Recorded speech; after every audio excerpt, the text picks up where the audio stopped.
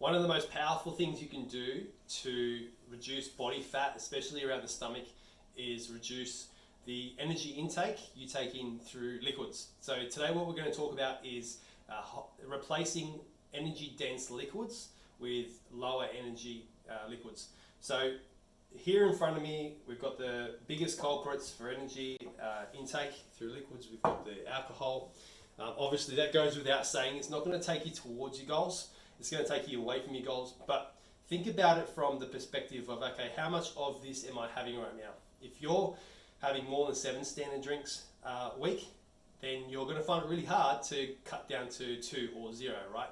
So we need to incrementally get rid of the higher energy stuff and replace it with the lower energy stuff.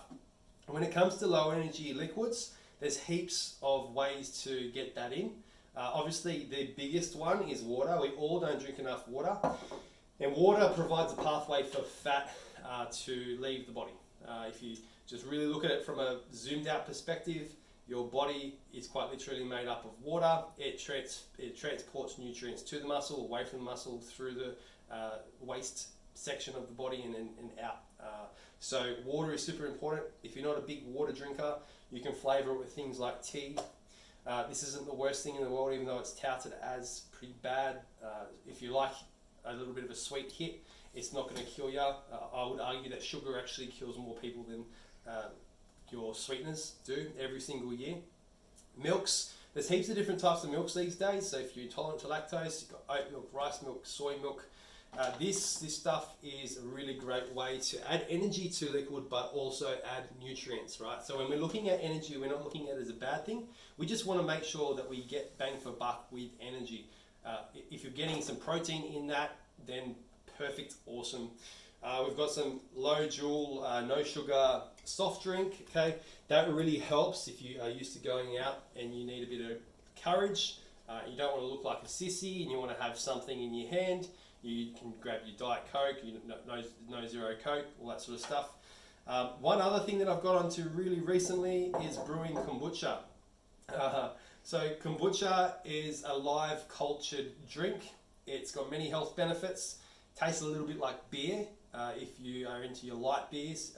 If you put mango in there on the second ferment, then it will taste like a mango beer.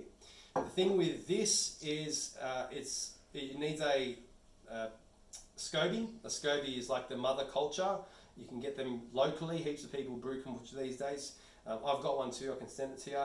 And basically what you do is you just create, we make tea, black tea from leaf, about 5 litres worth. You need a big jar. You put your SCOBY in there, you put some sugar in there. The SCOBY eats the sugar. It becomes a sugar-free drink with lots of good bacteria in there. When you're looking at how nutrients get into the body, the big barrier is that gut, and if the gut isn't optimized, if there's not enough good bacteria there, then it's going to limit the amount of nutrition you're going to get from your food. It's also going to affect your immune system. It's going to affect your recovery from training and so on and so forth. So this stuff is really awesome. So action task is to identify all of your high energy liquids or any liquid with energy in it and make sure there's some nutrition there.